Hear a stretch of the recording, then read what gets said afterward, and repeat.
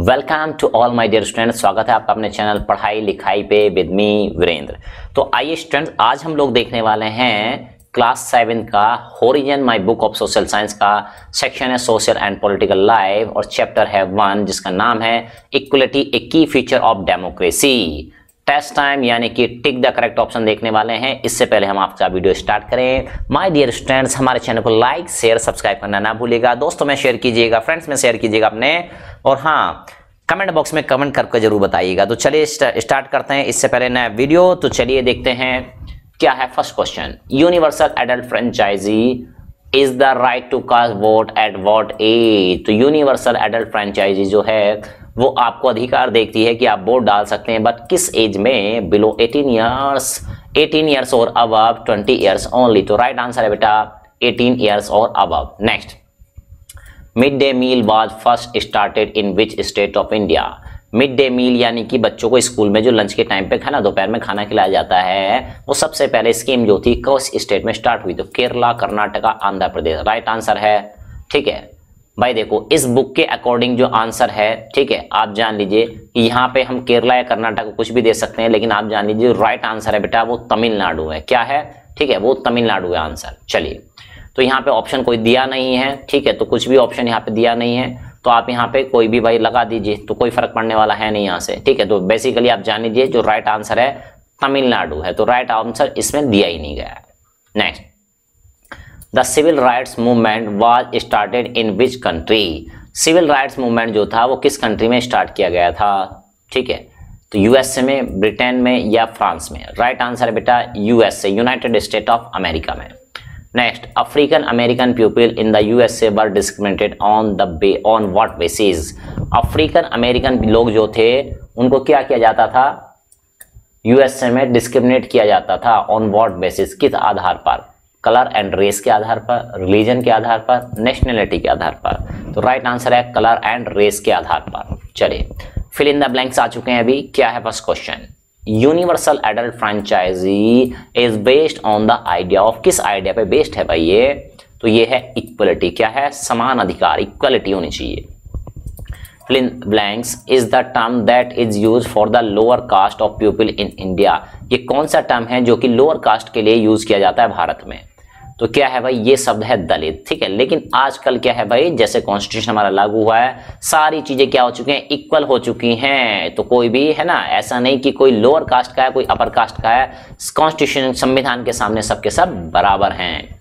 Is the term that is use for the lower caste of the people in India. तो पहले ये use किया जाता था। ठीक है, चलिए, fill in the blanks. The prohibits discrimination on the basis of race, religion और नेशनल ओरिजिन। तो यानी कि ये क्या करता है? रोकता है डिस्क्रिमिनेट करने से रेस, जाति, धर्म के आधार पर, और कहाँ आप रिलीजन, आपका ओरिजिन कहाँ है उसके आधार पर। कौन चीज, क्या चीज है भाई ये? तो ये है बेटा आर्टिकल 15 भारत के कॉन्स्टिट्यूशन की। Government has made several efforts to maintain equality. Government बहुत सारे क्या करती है? एफर्ट्स लगाती है इक्वलिटी बनाए रखने के लिए। क्या है भाई वो? इक्वलिटी ऑफ पीपल और सोसाइटी की। Racial discrimination is based on. Racial discrimination जो है वो बेस्ड है किस चीज पे बेस्ड है बेटा? तो ये है बेटा कलर पर, है ना। किस पे? रेशियल का मतलब कलर के आधार पर आप डिस्क्रिमिनेशन कर रहे हैं। ट्रू फॉल्स क्वेश्चन आ चुके हैं। First question, there is no problem for Dalit people regarding equality in India. क्या सही बात है कि भाई दलित लोगों को भारत में इक्वलिटी की बात करें तो कोई भी प्रॉब्लम नहीं है, क्योंकि प्रॉपर क्या संविधान कॉन्स्टिट्यूशन बने हुए हैं। क्या सही बात है? फॉल्स। ठीक है, तो भाई ऐसा नहीं है। देखो ऐसा होता है कि भाई जब आप नियम बनाते हैं, कॉन्स्टिट्यूशन, कानून बनाते हैं, कॉन्स्टिट्यूशन में अधिकार दिए गए हैं, लेकिन उनको अप्लाई होने में, ठीक है, उनको क्या होता है? अप्लाई होने में समय लगता है, मतलब धीरे धीरे चीजें रिमूव होती हैं। There is no problem for Dalit people regarding equality in India. ठीक है, तो प्रॉब्लम्स तो है, लेकिन धीरे धीरे अब क्या हो रही है? वो रिमूव होती जा रही है। Civil rights movement in the USA was started in 1950s। Civil right movement जो है इंडिया में, ठीक है, वो क्या है? USA was started in 1950। तो सिविल राइट मूवमेंट जो था यूएसए में, यूनाइटेड स्टेट अमेरिका में 1950 में स्टार्ट हुआ था। क्या सही बात है? Yes, this statement is true. Next, dignity refers to self respect और रिगार्ड ऑफ ए पर्सन। ठीक है, डिग्निटी जो रिफर्स करती है सेल्फ रेस्पेक्ट को, रिगार्ड को ऑफ ए पर्सन की। क्या सही बात है? Yes, it's true. Om Prakash Valmiki is a writer from the upper caste. Om Prakash Valmiki जो हैं वो राइटर हैं एक अपर कास्ट से, तो ये फॉल्स है बेटा। Next, the Indian constitution recognizes every person as equal. भारतीय संविधान जो है वो रिकॉग्नाइज करता है एवरी पर्सन को इक्वल। क्या सही बात है? Yes, it's true. D, short answer type question आ चुके हैं। फर्स्ट क्वेश्चन क्या है?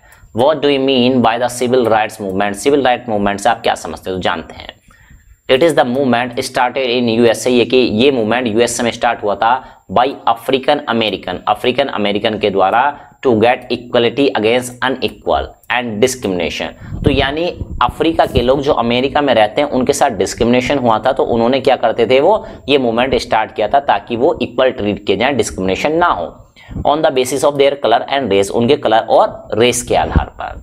Civil right movement in USA was started in 1950, 1950 में स्टार्ट हुआ था।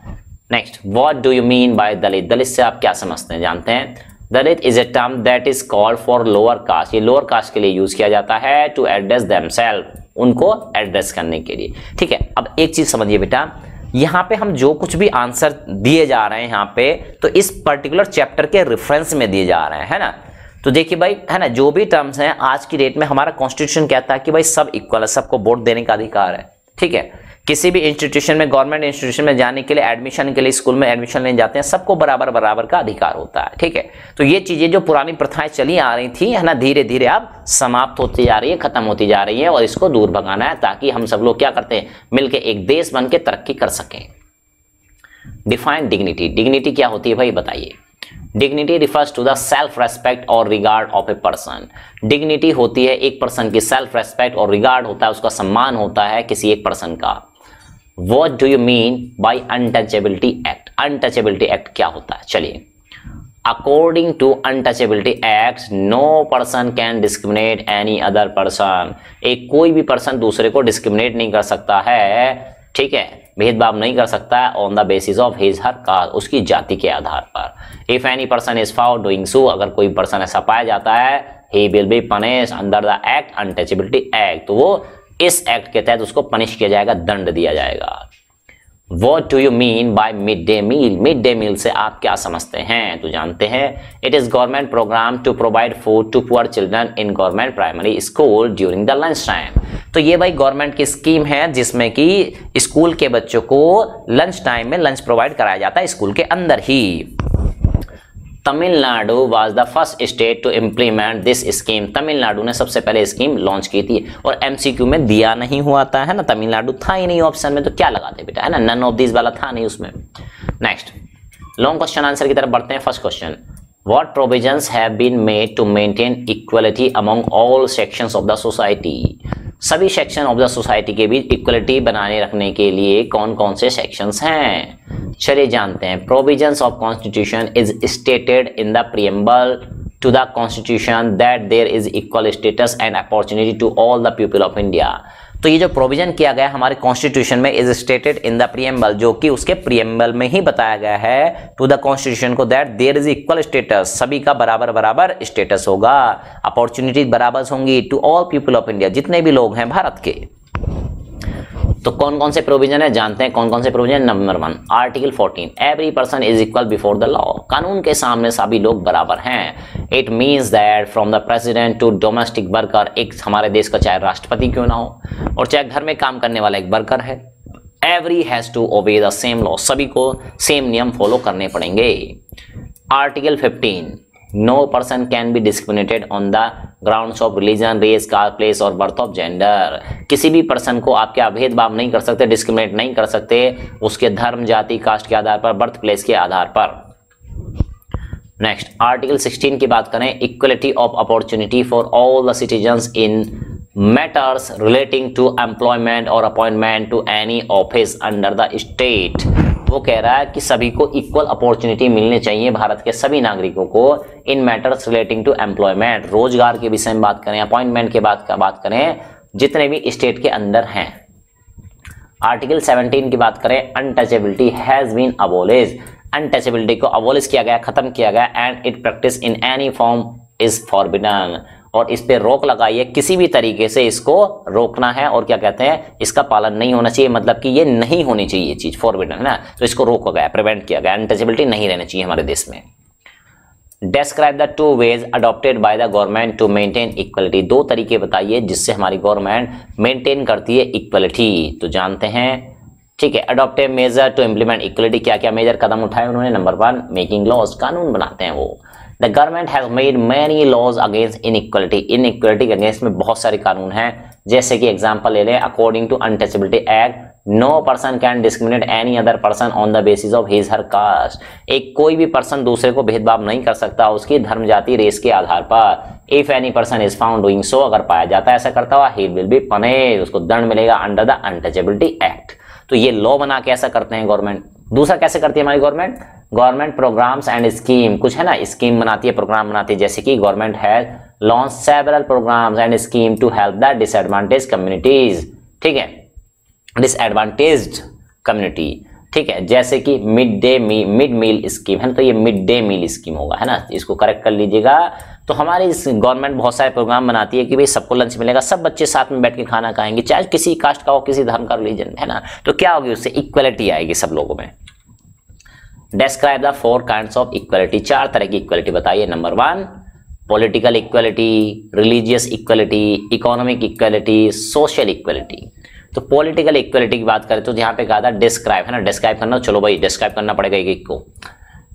Political equality is established when all the people are considered equal before the government of a country.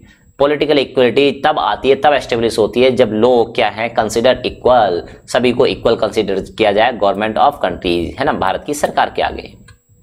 Second, religious equality की बात करें, is established when people of all religions are treated equally, है ना, जब सभी लोगों को धर्म के आधार पर क्या करें, इक्वल ट्रीट करें, चाहे किसी धर्म का है। The democratic government in India allows no discrimination against anyone on the basis of religion. तो हमारी भारतीय गवर्नमेंट जो है किसी भी डिस्क्रिमिनेशन नहीं करती है किसी भी धर्म के आधार पर, जाति के आधार पर। इकोनॉमिक इक्वलिटी की बात करें, है ना, इसको कैपिटल बनाएंगे, ठीक हो। The economic equality refers to the equal access and the availability of the necessary resources to all so that they can fulfill their needs of livelihood। ठीक है, तो कह रहा है कि इकोनॉमिक इक्वलिटी यानी कि भाई इकोनॉमिक आर्थिक आधार पर क्या होना चाहिए, इक्वल होना चाहिए। एक्सेस वो ले सकते हैं क्या, availability of the necessary resources, जो भी रिसोर्सेज हैं, जैसे गवर्नमेंट बांटती है, कभी कभी राइस डिस्ट्रीब्यूशन होता है ना, इस तरह से। और they can fulfil there needs और ऑफ लाइवलीहुड, ताकि उनको जीवन यापन में कोई दिक्कतें ना हो। सोशल इक्वलिटी की बात करें, कैपिटल बनाएंगे एम को, means treating everyone equally in the society, समाज में आप सब लोग को इक्वल ट्रीट करें इर्रेस्पेक्टिव ऑफ देयर कास्ट, चाहे वो जिस धर्म का हो, जाति का हो, क्रीड का हो, रेस का हो। Next question, how are equality and dignity correlated. Equality और डिग्निटी किस तरह से एक तरह रिलेटेड है आपस में, जानते हैं। Both equality and dignity are interrelated to each other and both are for important human rights principles। वो कह रहा है इक्वलिटी डिग्निटी आर इंटररिलेटेड, इनका आपस में बहुत गहरा संबंध है। Each other and both are for important, ये दोनों इंपॉर्टेंट है ह्यूमन राइट प्रिंसिपल के लिए, सिद्धांत के लिए।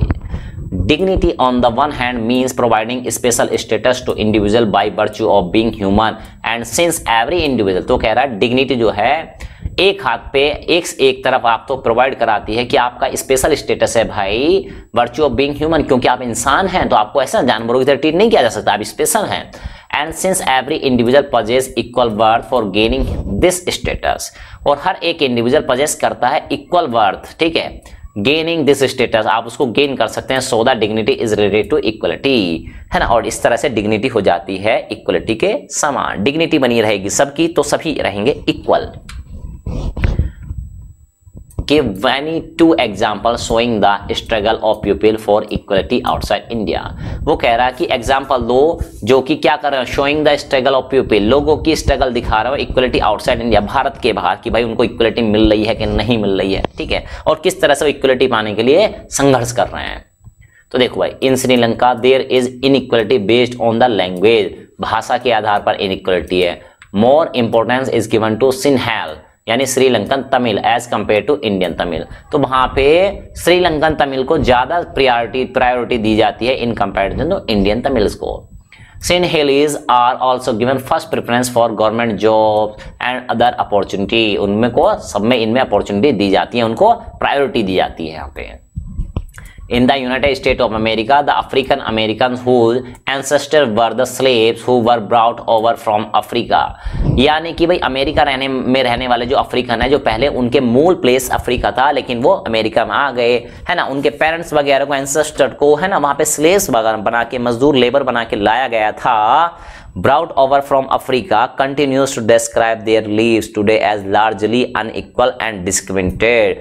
तो उन पे अनइक्वलिटी है भाई, वहां पे बहुत अनइक्वलिटी है, डिस्क्रिमिनेशन है, ठीक है, on the basis of their colour and race, उनके कलर के आधार पर, गोरा काला, है ना, गोरे काले का भेद नहीं, हर दिल से हमारा नाता है।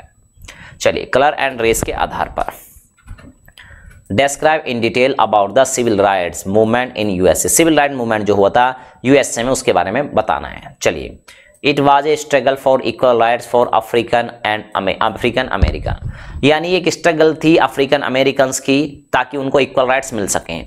ए long agitation against unequal wage in which African American were treated came to be known as civil right movement. तो एक इन्होंने क्या किया भाई, लॉन्ग एजिटेशन किया, धरना चले, है ना, संघर्ष किया लंबे समय तक, अनइक्वल तरीके वेज हुए, in which African American were treated came to be known as civil right movement, और इसी को हम सिविल राइट मूवमेंट कहते हैं। The civil right act 1964 prohibited discrimination on the basis of race, religion और national origin. तो भाई वहां पे सिविल राइट आया 1964 में, है ना, तो वो कह रहा है कि भाई ये क्या करता है, प्रोहिबिट करता है डिस्क्रिमिनेशन को, आप भेदभाव नहीं कर सकते on the basis of race, race के आधार पर, रिलीजन के आधार पर, नेशनल ओरिजिन के आधार पर। It also state that all the schools open to African American children, जितने भी अफ्रीकन अमेरिकन चिल्ड्रन है सबके लिए स्कूल खुले हैं, इक्वल यहाँ पे ट्रीटमेंट होगा। They would no longer have to attend separate school specially up for them, और वहां पे उनके लिए कोई अलग से स्कूल नहीं बनाए जाएंगे, सब बच्चे इसी में पढ़ें। इस तरीके से आज आपने वीडियो देखा, चाइल्ड लेबर के ऊपर बात हुई, फंडामेंटल राइट्स के ऊपर बात हुई, है ना, वोट देने के अधिकार के ऊपर बात हुई। तो इस तरह से क्या और भी चैप्टर के आप वीडियो चाहते हैं, कमेंट बॉक्स में कमेंट करके जरूर बताइएगा, ठीक है। और आप ये बताइए किस तरह से ये आपके लिए हेल्पफुल है और किस तरह से और बेटर हम इसको बना सकते हैं। कमेंट बॉक्स आप ही का है, तो भर भर के बताइएगा। तो दोस्तों में शेयर करना ना भूलिएगा, बेल आइकन दबाना भूल ना जाइएगा। तो चलिए स्टूडेंट, इसी तरह मिलते रहेंगे नेक्स्ट वीडियो में, तब तक लेते हैं बाय बाय।